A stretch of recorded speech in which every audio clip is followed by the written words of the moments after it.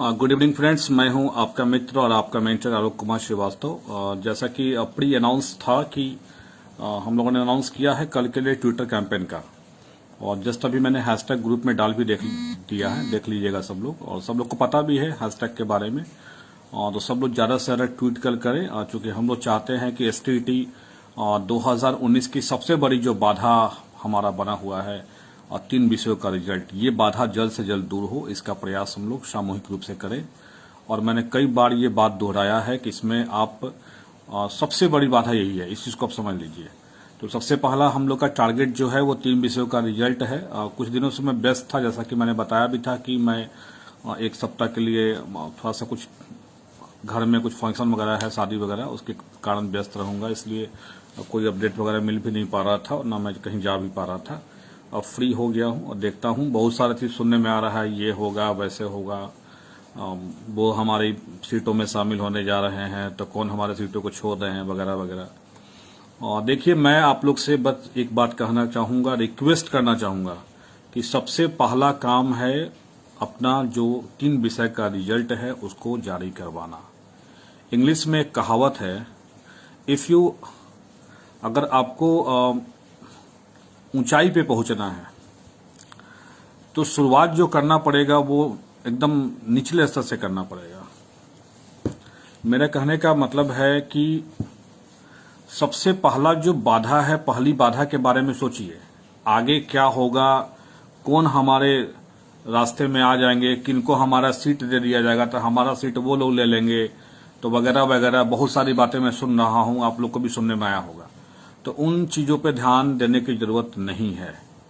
सबसे पहला लक्ष्य है 3 विषयों का रिजल्ट, उसके लिए कल ट्विटर कैंपेनिंग ऑर्गेनाइज हो रहा है और सब लोग इसमें पार्टिसिपेट करिए, ज्यादा से ज्यादा लोगों को कहिए पार्टिसिपेट करने के लिए, अपने मित्रों को, अपने दोस्तों को, अपने घर में जो परिवार के सदस्य हैं उन लोगों को, और ज्यादा से ज्यादा ट्वीट करिए। मैंने तो ऐसे पोस्ट किया था कि 250 ट्वीट मैं करूंगा, मैं कोशिश करूंगा और भी करूं। एक्चुअली दूसरे नंबर से आईडी बना के मैं करता हूं कि मतलब अपने आईडी से कभी कभी होता क्या है कि 100-200 के बाद स्टॉप कर देता है, बैन कर देता है कि आप ज्यादा मतलब कर ही नहीं पाओगे ट्वीट, वो एक लिमिटेशन आता है उन लोग का, पता नहीं कितना, उसके बाद आप ट्वीट करना बंद हो जाता है। तो इसलिए मैं कह रहा हूं कि फोकस हम लोग का जो रहना चाहिए वो ट्विटर कैंपेन पे रहना चाहिए। सब लोग पहला फोकस रखिए 3 विषय के रिजल्ट के लिए। जब तक 3 विषय का रिजल्ट नहीं आता है तब तक हमारे हाथ में कुछ भी नहीं है। अभी तक हमारे हाथ में कोई हथियार नहीं है। तो मैदान में जब लड़ाई के लिए जब उतरिएगा तो पूरी तैयारी के साथ उतरना पड़ेगा।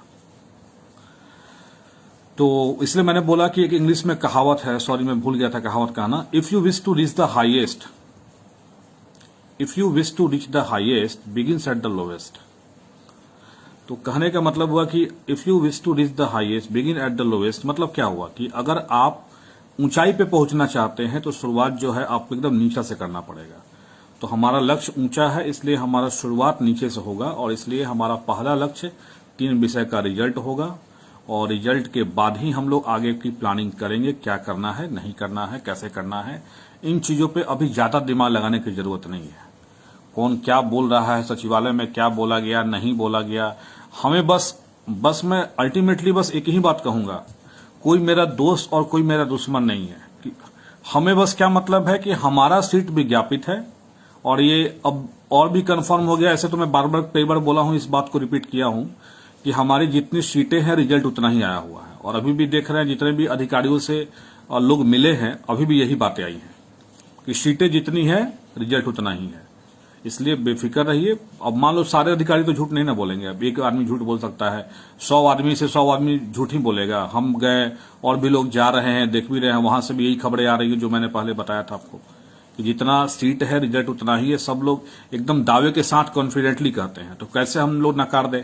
हाँ, आरटीआई का जवाब नहीं मिला है, इस चीज को तो हम भी स्वीकार कर रहे हैं कि नहीं मिला है, लेकिन हो सकता है कि 3 विषयों का रिजल्ट के बाद बहुत सारी चीजें क्लियर हों। जैसा कि मैंने एक वीडियो में बताया भी था आपको कि सचिवालय में एक अधिकारी ने इस बारे में बताया था कि 3 विषयों के रिजल्ट आने के बाद बहुत सारी चीजें क्लियर हो जाएंगी आपकी, जो भी आपके मन में डाउट है कि कैटेगरिकल रिजल्ट नहीं है या कुछ भी, तो वो सारी चीजें क्लियर हो जाएंगी 3 विषय का रिजल्ट आने के बाद। तो मैं बस यही आपसे रिक्वेस्ट करने स्पेशली आया था कि आप 3 विषयों के रिजल्ट पे फोकस रखिए।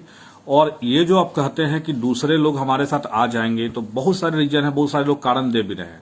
लेकिन मैं ये सब कारण नहीं कहता हूं, मैं सिर्फ एक चीज कहता हूं कि भाई मेरा सीट जितना है 37,540 440 जो भी है वॉट एवर, तो जितना सीट आपने विज्ञप्ति दिया है, आपने खुद बोला है कि उतना ही लोग का हम रिजल्ट दिए हैं, उतने ही लोग की ज्वाइनिंग हम देंगे, एकदम 99.99% बोलते हैं लोग, but I want 100%। I don't want कि मतलब आप 99.99% बोल रहे हैं।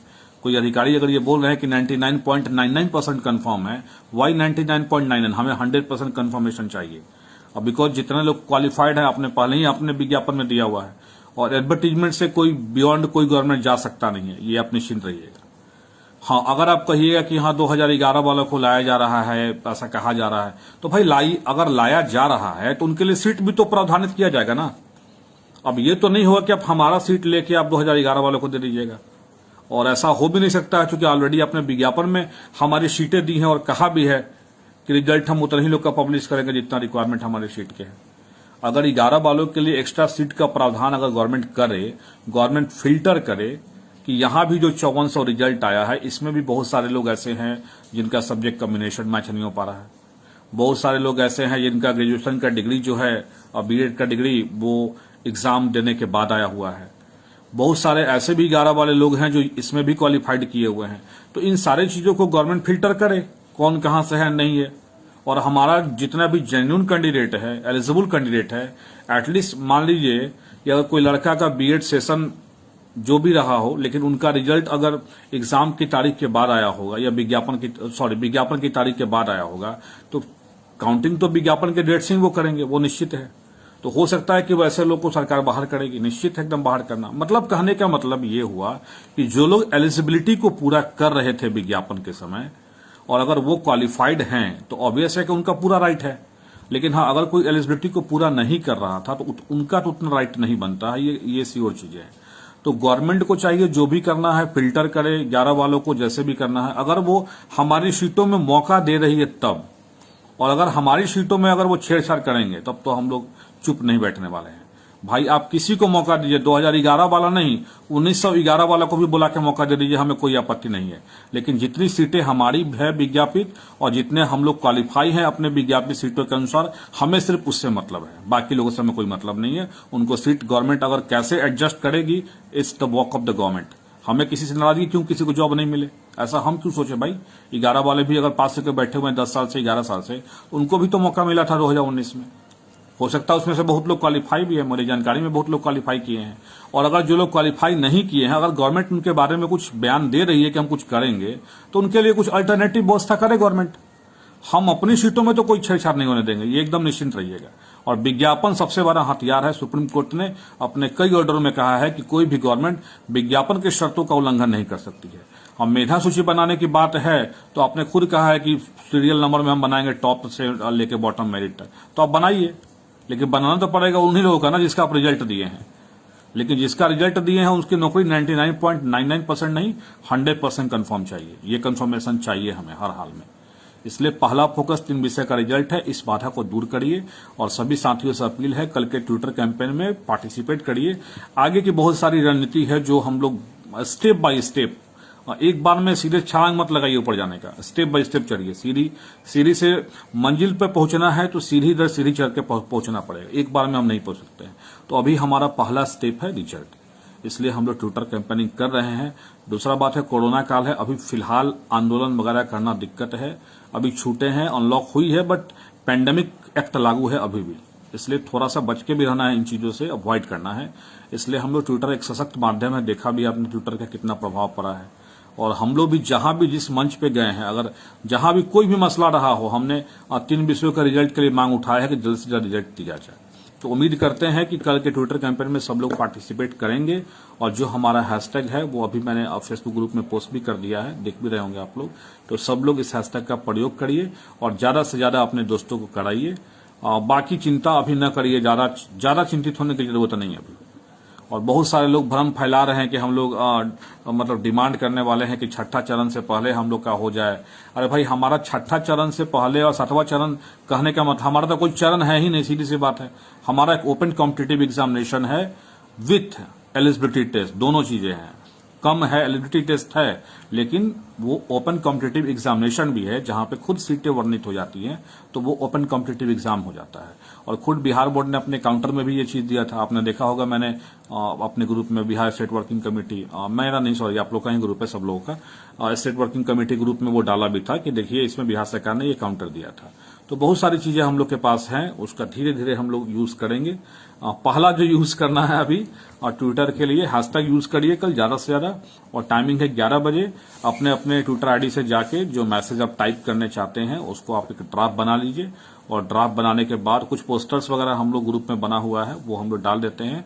ट्वीट कैसे करना है उसमें हैशटैग जरूर रहना चाहिए, टैगिंग करना है मेनली आपको ऑफिशियल बीएसईबी को, और आपको शिक्षा विभाग के जो अधिकारी हैं संजय सर हो गए, रंजीत सर हो गए, जो भी मतलब जो भी ट्विटर पे हैं, आनंद सर को भी कर लेना है। चूंकि आनंद किशोर सर का भी आईडी है, पता नहीं कंफर्म मैं नहीं हूँ, ज्यादा एक्टिव आईडी तो नहीं है उनका ट्विटर वाला, बट एक्टिव रहते हैं ऑलमोस्ट। और मतलब मेरे समझ से कभी कभार उनका पोस्ट आते रहता है, हमेशा एक्टिव नहीं रहते हैं, जैसे संजय सर जितना एक्टिव है उतना नहीं है। तो फिर भी हम लोग अपना प्रयास जारी रखेंगे, कौन से ट्वीट से क्या रिप्लाई आ रहा है, क्या कहा जा रहा है, इन चीजों पे ध्यान हमें नहीं देना है। हमारा ध्यान बस सिर्फ होगा 3 विषयों के रिजल्ट के लिए ट्विटर कैंपेन पे, और पहला लक्ष्य पहले मिल जाने दीजिए, उसके बाद आगे क्या होगा धीरे धीरे हम लोग उसको ओपन करेंगे। धन्यवाद।